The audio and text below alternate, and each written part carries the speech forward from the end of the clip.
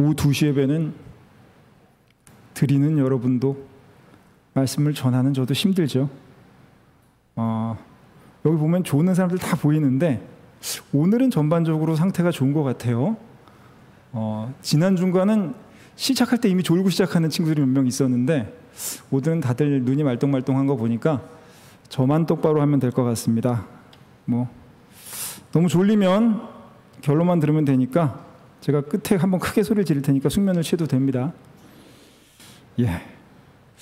제가 지난주 우리 은혜자매가 편집한 하동 거기 영상을 보면 그런 말을 한 게 나와요. 굳이 그걸 왜 편집했나 모르겠는데 내가 참 청년들이 왜 교회를 나오는지 너무 궁금하다. 그 이유를 좀 알고 싶다 하는 그런 얘기를 했는데 그냥 하는 소리가 아니라 그 얘기 했잖아요. 청년들이 복음화율이 3%도 안 된다고. 여러분이 참 특이한 경우인데 나야 목사니까 나온다고 치는데 난 여러분이 왜 나오는지 참 궁금할 때가 있어요. 괜히 나오지는 말았으면 좋겠어요. 그냥 습관이 돼서 괜히 나오지는 말았으면 좋겠고, 우리가 어쨌든 주일날이 1시간을 예배하고 말씀을 나누는 시간에 사용하는데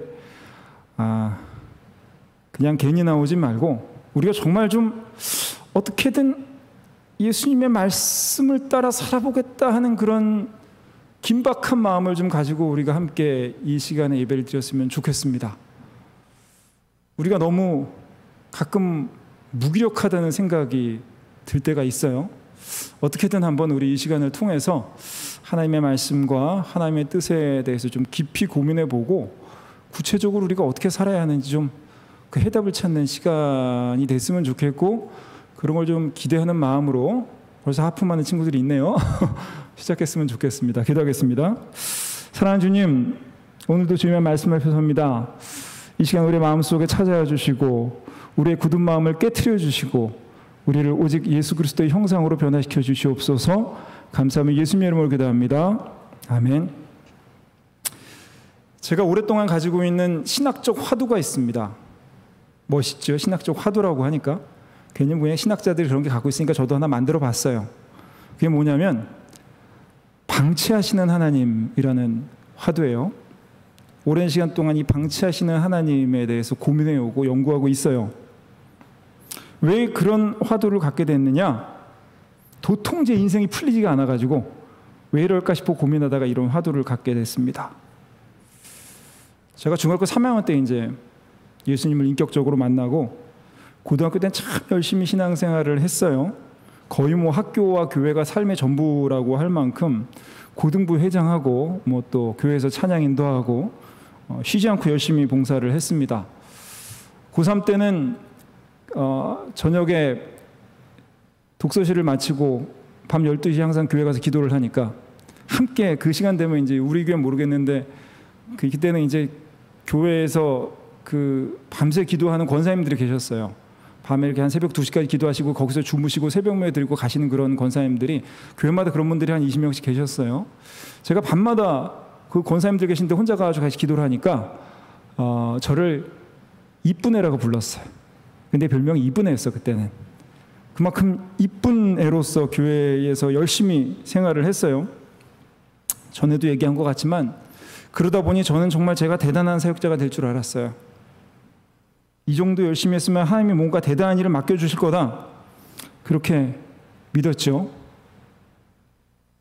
그런데 이 첫 번째 대학 입시를 실패하고 나서 이 재수를 하면서부터는 이 모든 게 엉망이 되기 시작을 했습니다. 구구절절 제 실패담을 얘기하기에는 좀 구차하고, 여하튼 이후로 하나 제대로 되는 게 없었어요. 그때 마음속에 드는 생각이, 하나님이 나한테 이러시면 안 되는데, 내가 이렇게 열심히 했는데 왜 내 삶을 이렇게 안 풀리게 놔두실까? 이 정도 했으면 좀 이렇게 탄탄대로로 만들어 주셔야 되지 않나? 내가 이렇게 열심히 했는데 내가 이렇게 실패하는 모습을 보면 사람들이 하나님을 조롱하지 않을까? 하나님 좀 잘 이끌어 주시면 안 될까? 근데 삶은 전혀 풀리지가 않았습니다. 그래서 그때부터 고민한 거예요. 하나님은 그냥 방치하시는 하나님이 아닐까?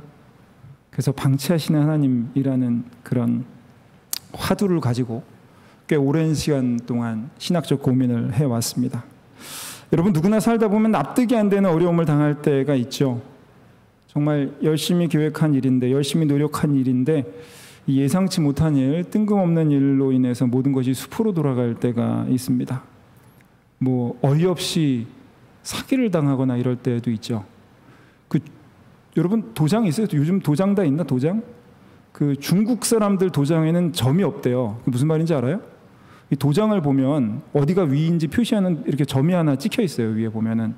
근데 중국 사람들은 도장이 그게 없다고 합니다. 왜냐하면 도장을 찍기 전에 마지막 한 번 더 확인해 보라는 거예요. 그래서 이 점이 없다, 이제 도장 함부로 찍으면 안 된다고 뭐 그런 게 있는데, 이 함부로 누구 보증서 서다가 망한 사람들도 있죠. 요즘 또 젊은 사람들은 전세 사기를 당해서 나름대로 꿈과 희망을 갖고 열심히 모은 돈을 한순간에 날려버리기도 하고, 또 보이스피싱으로 전 재산을 날리는 경우도 있습니다. 뭐 이렇게 대단한 어려움이 아니어도 우리가 살아가면서 이렇게 예상치 못한 어려움, 뜻하지 않은 어려움 때문에 삶이 고달파질 때가 있죠. 여러분은 어떤 삶의 문제를 가지고 있나요? 뭐 취업의 문제? 여기는 뭐 어쨌든 더 진학을 해야 될 친구들이 있나? 고등학생이 아니어서 어쨌든 뭐 취업의 문제라든지 결혼의 문제, 뭐 또 집살 걱정도 있을 거고요. 출산의 문제, 어쨌든 여러분, 산 넘어 산이라고 우리는 살아가면서 끝없이 어려운 일에 부딪히게 됩니다. 참 이런 말 하기 미안한데 슬픈 일이지만 인생을 조금 먼저 산 선배로서 참 드리고 싶은 말 중에, 아마 지금 여러분이 겪고 있는 고민이, 아마 지금 여러분이 겪고 있는 이 고난이 앞으로의 여러분의 인생에서 가장 작은 고난 중에 하나일 거예요. 살다 보면은 항상 오늘보다 힘든 일들이 있습니다. 저도 옛날에 한번 되게 어려운 일을 겪은 적이 있어요. 저희 아이가 100일 때부터 아주 심각한 아토피를 앓았어요.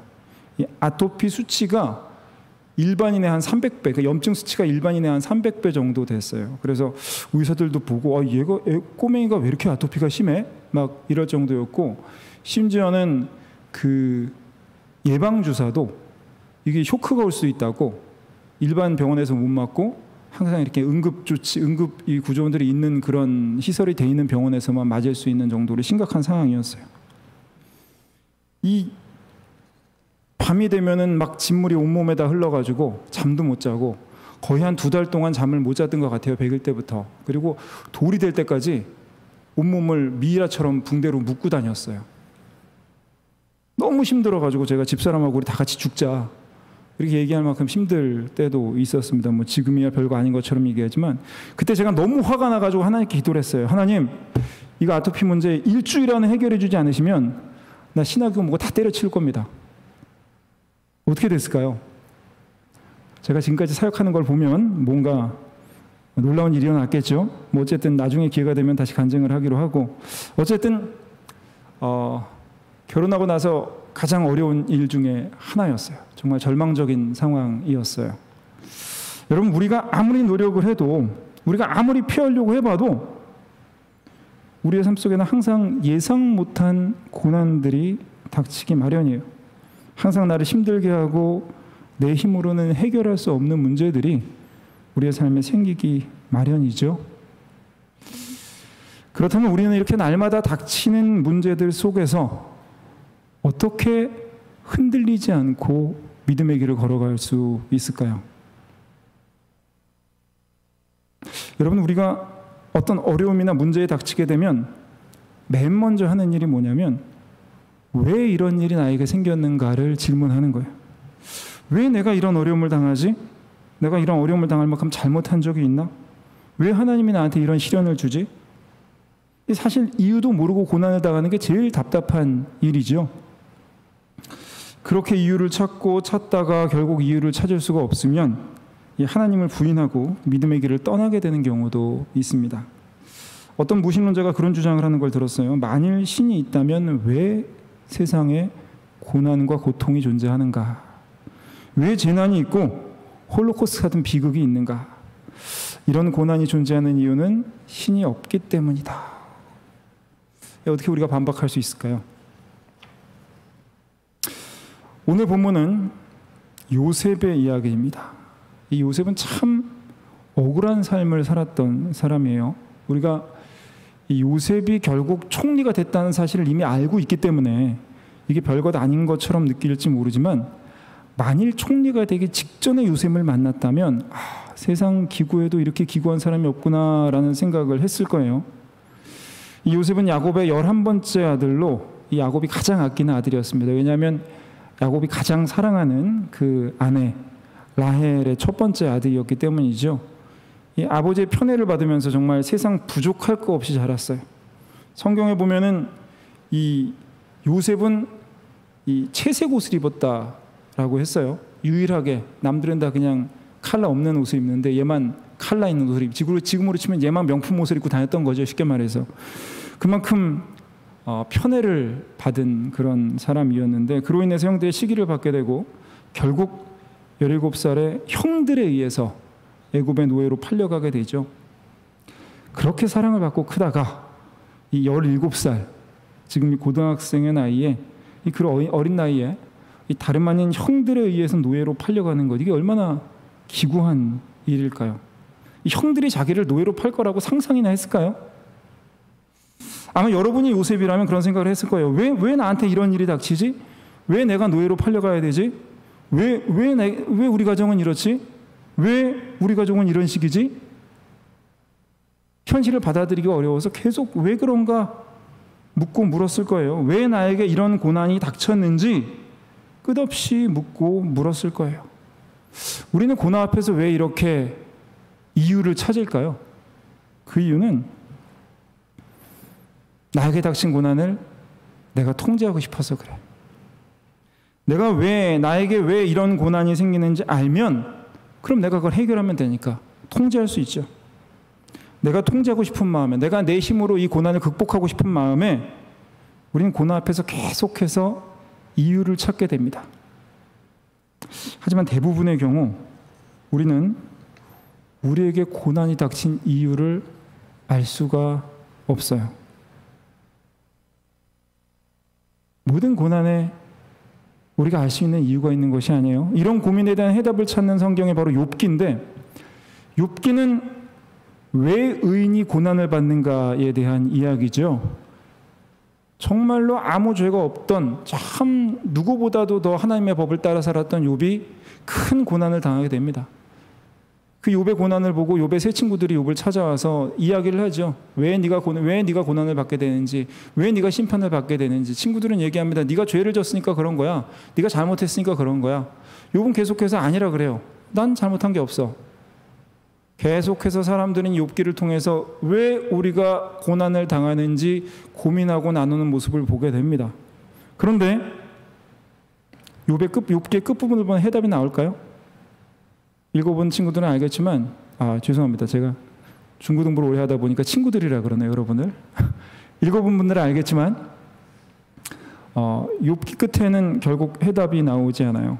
이 욥기의 결론은 결국 우리는 하나님과 무한한 질적 차이로 인해서 하나님이 하시는 일의 이유를 알 수가 없다는 것이 결론이에요.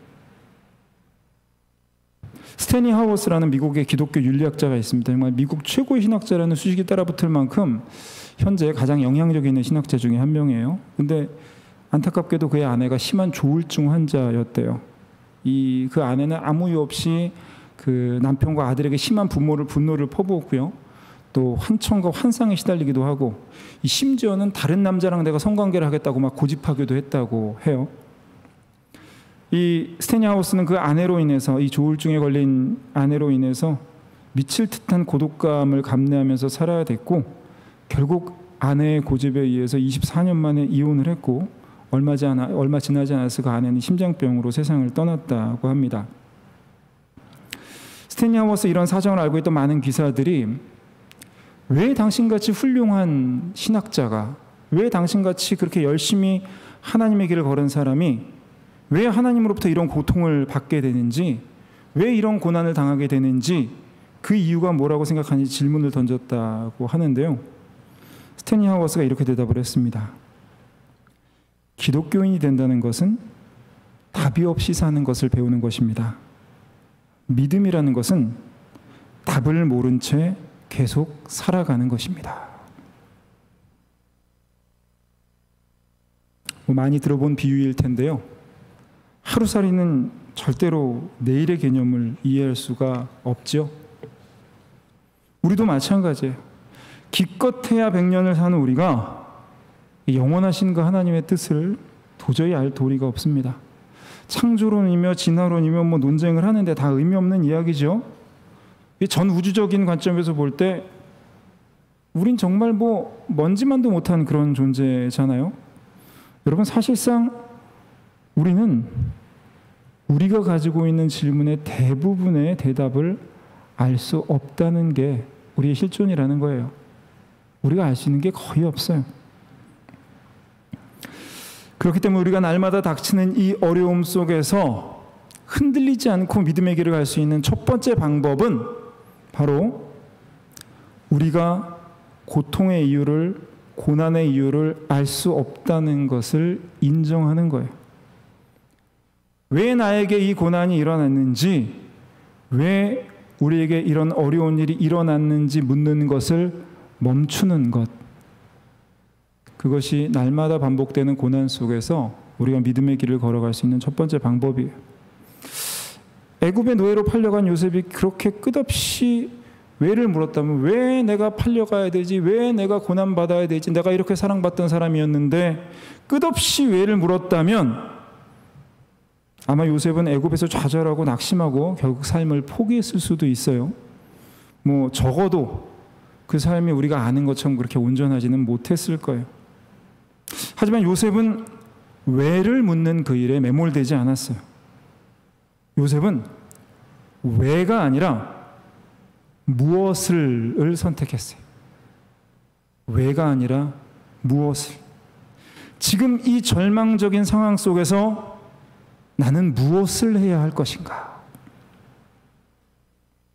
이 요셉은 애굽에 끌려가서 바로의 군대 장관 그 보디발의 노예가 됐지만 그는 낙심하지 않고 그곳에서 최선을 다했어요. 결국 보디발의 신뢰를 받고 집안의 모든 일을 책임지는 위치까지 올랐죠. 그런데 또 고난이 찾아와요. 보디발의 아내의 유혹을 거부하다가 이 누명을 쓰고 감옥에 갇히게 됩니다. 이렇게 또 고난이 찾아왔지만 그런 상황 속에서도 요셉은 왜 나에게 이런 고난이 닥치는지, 왜 이런 억울한 일이 생기는지 그 질문에 매몰되지 않았고요. 감옥에서도 그 순간 자신에게 주어진 일을 성실히 감당했어요. 결국 떡 굽는 관원장의 꿈을 해석해주고 신뢰를 얻게 됩니다. 그리고 2년 동안 감옥에서 버틴 후에 애굽의 총리가 되게 되죠. 여러분, 우리는 한치 앞의 일도 알 수가 없는 존재들이에요. 예상치 못한 이 고난 앞에서 우리가 첫 번째로 해야 할 일은 고난의 이유를 찾으려는 집착을 버려야 되는 거예요. 그 이유를 찾는 일에 매몰되지 말아야 돼요. 우리가 그 이유를 완전히 알 수 없다는 사실을 받아들이고 인정해야 되는 거예요. 가끔 어디서 재난이 일어나면 어떤 목사님들이 말을 함부로 했다가 욕을 먹기도 하죠.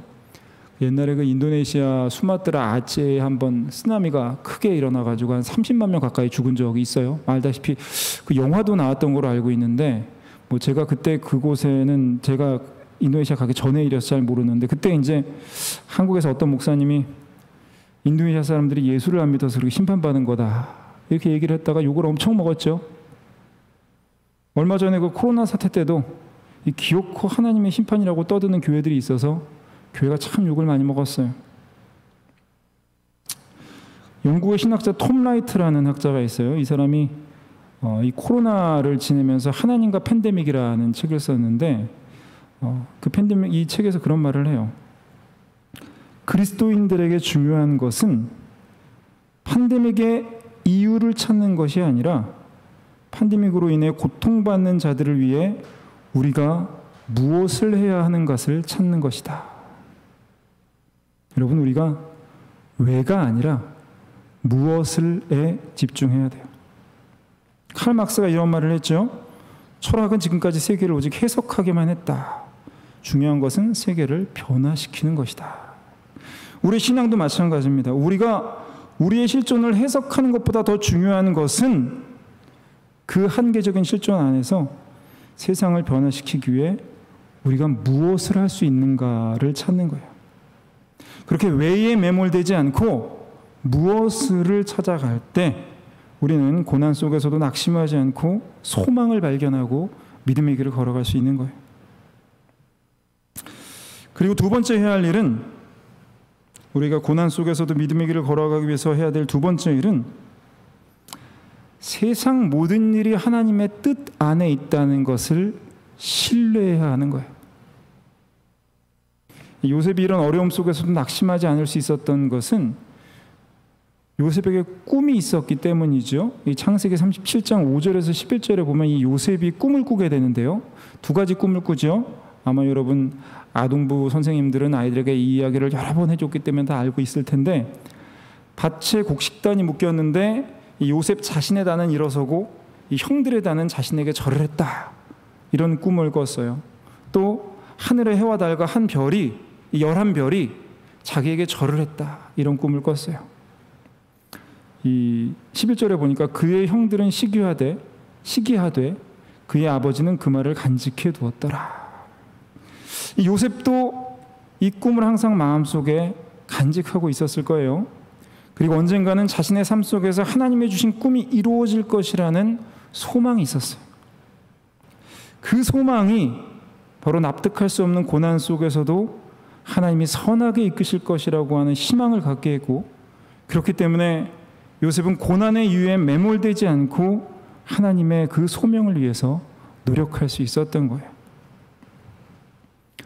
리들리 스콧 감독의 프로메테우스라고 하는 영화가 있는데, 이게 이제 외계인 창조설을 바탕으로 한 그런 영화예요. 뭐 기독교적으로 좋은 영화는 아니지만, 이게 어느 날 인류가 이 인류를 창조한 외계인의 신호를 탐색하게 되고 그 인류를 창조한 외계인을 만나러 가게 돼요. 당연히 인류를 만든 그 인류를 창조한 외계인, 창조주는 좋은 분이라고 생각하고 갔죠. 근데 가서 만나보니까 그게 아닌 거였어요.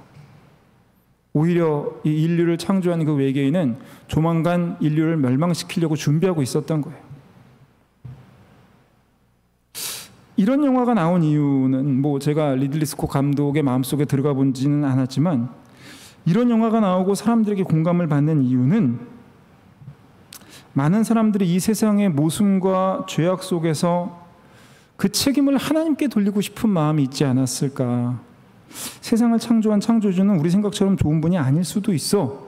그래서 세상에 이렇게 많은 고난과 고통, 모순이 있는 거야. 아까 이야기한 것처럼 이 세상에 이렇게 고통과 모순이 있다는 것이 바로 신이 없다는 거다. 혹은 신은 좋은 분이 아니라는 거다. 이런 생각을 하게 만든 거죠. 하지만 다행히도 하나님은 그런 분이 아니라고 우리에게 성경을 통해 말씀하고 있어요. 로마서 8장 28절을 보면, 우리가 알거니와 하나님을 사랑하는 자 곧 그의 뜻대로 부르심을 입은 자들에게는 모든 것이 합력하여 선을 이루느니라. 또 잠언 16장 9절에 보면, 사람이 마음으로 자기의 길을 계획할지라도 그 걸음을 인도하시는 이는 여호와시니라. 그러니까 성경은 우리에게 우리의 삶이 하나님의 계획과 인도하심 속에 있고, 또 하나님을 사랑하고 하나님께 소망을 품는 자들의 삶은 결국 하나님께서 선하신 뜻대로 이루어 주실 것이다 라고 성경을 통해 말씀하고 있는 거예요. 하나님은 선한 분이고 우리를 선하게 인도하신다. 이게 성경이 우리에게 주는 일관된 고백이에요. 여러분, 비록 우리가 고난의 순간들을 지날 때에는 왜 우리가 이런 고통을 받아야 되는지, 왜 이런 고난 속에 있어야 하는지 그 이유를 알 수가 없지만, 그 모든 순간들이 결국 하나님의 선한 뜻을 이루는 일에 사용될 것이라는 확신을 가질 때 우리는 고난 속에서도 흔들리지 않고 믿음의 길을 걸어갈 수가 있는 거예요. 이 요한복음 9장 1절에서 3절에 보면 그 날 때부터 맹인된 사람의 이야기가 나와요. 예수님이 길을 가실 때 한 눈먼 사람을 봤습니다. 그때 제자들이 물어봅니다. 랍비여, 이 사람이 맹인으로 난 것이 누구의 죄로 인함이니까? 자기니까? 그의 부모입니까? 왜 이 사람이 맹인으로 태어났습니까? 왜 이 사람이 앞을 보지 못하는 고난을 겪고 있습니까? 라고 물어봅니다. 그때 예수께서 이렇게 대답하세요. 이 사람이나 그 부모의 죄로 인한 것이 아니라 그에게서 하나님이 하시는 일을 나타내고자 하심이라. 그에게서 하나님이 하시는 일을 나타내고자 하심이라. 여러분, 우리에게 고난이 있는 것은 우리의 죄 때문도 누구의 죄 때문도 아니고요. 그 고난을 통해 이루시고자 하는 하나님의 뜻이 있다는 거예요. 그리고 그 하나님의 뜻은 하나님은 선하게 우리를 이끌어 주시는 분이기 때문에 우리를 괴롭히시려는 것이 아니라 우리를 가장 좋은 길로, 가장 선한 길로 인도하시기 위함이라는 것. 여러분, 우리의 삶이 이런 하나님의 선한 계획 안에 있다는 것을 믿는다면 문제는 더 이상 우리에게 문제가 되지 않아요. 오히려 문제는 나를 향한 하나님의 메시지가 될 수 있는 거예요. 문제로 인해서 낙심하고 포기하는 것이 아니라 그 문제가 나를 향한 하나님의 계획을, 하나님의 뜻을 알아가게 하는 메시지가 되는 거예요. 요셉은 자기의 고난 앞에서 하나님을 원망하지 않았어요. 그리고 그 오랜 시간을 하나님을 신뢰하고 견뎠을 때 이 모든 고난이 지나고 결국 하나님의 때가 이르렀고요. 요셉은 이 모든 일이 하나님의 선하신 인도하심이라는 것을 깨닫게 됐어요. 오늘 45장 5절에서 8절에 보면 모든 고난을 견뎌낸 요셉이 이렇게 고백을 합니다. 당신들이 나를 이곳에 팔았다고 해서 근심하지 마소서, 한탄하지 마소서. 하나님이 생명을 구원하시려고 나를 당신들보다 먼저 보내셨나이다. 하나님이 큰 구원으로 당신들의 생명을 보존하고 당신들의 후존을 세상에 두시려고 나를 당신들보다 먼저 보내셨나니 그런즉 나를 이리로 보내신 이는 당신들이 아니오 하나님이시라. 요셉은 자기를 애굽에 팔아넘긴 그 형들 앞에서 형들을 원망하고 왜 나를 팔았냐고 따지는 것이 아니라 그 모든 일이 하나님이 하신 일이고 하나님이 선한 뜻을 이루기 위한 것이었다고 고백을 합니다. 여러분, 요셉은 자신이 당한 그 고난의 이유에 집착하거나 그 고난을 준 그 형들을 원망하는 것에 삶을 낭비하지 않고 하나님의 선하신 계획을 신뢰하고 오직 하나님의 뜻을 이루어가는 삶을 살아갔어요. 이렇게 고난 속에서도 믿음을 잃지 않고 하나님의 크신 계획을 깨닫게 되는 더 큰 은혜를 요셉은 누릴 수가 있었습니다. 여러분, 신앙은 나에게 왜 이런 문제가 생기는가를 묻는 것이 아니에요. 신앙은 이 문제 앞에서 내가 어떻게 예수의 길을 걸을 것인가를 찾는 거예요. 문제를 되새기고 원망하고 낙심하고 좌절하는 것, 이런 걸 통해서 우리가 이룰 수 있는 것은 아무것도 없어요. 세상 사람들은 이렇게 문제를 되새기고 원망하고 낙심하고 좌절하죠. 왜냐하면 세상 사람들은 이 모든 일 위에 하나님의 선하신 계획이 있다는 사실을 모르기 때문이에요. 그렇기 때문에 우리 그리스도인들은 세상과는 달리 어떤 고난 속에서도 세상을 이기고 승리할 수 있는 거예요. 성경 우리에게 약속하신 그 말씀을 믿고 따라가는 자들은 어떤 고난 속에서도 흔들리지 않고 하나님의 뜻을 이루어가는 믿음의 사람이 될 수 있는 거예요. 그리고 결국 언젠가 하나님께서 우리에게 하나님의 때에 그 이유를 알게 해주실 거예요. 이 자리에서 함께 예배드리고 있는 우리 청년들 모두 그렇게 요셉과 같이 하나님을 신뢰함으로 어떤 고난 속에서도 믿음의 길을 걸어가는 그런 승리한 믿음의 사람들 다 되시기를 간절히 바랍니다. 이렇게 함께 찬양하겠습니다. 우리 하나님의 부르심 이 찬양 함께 할 텐데요. 우리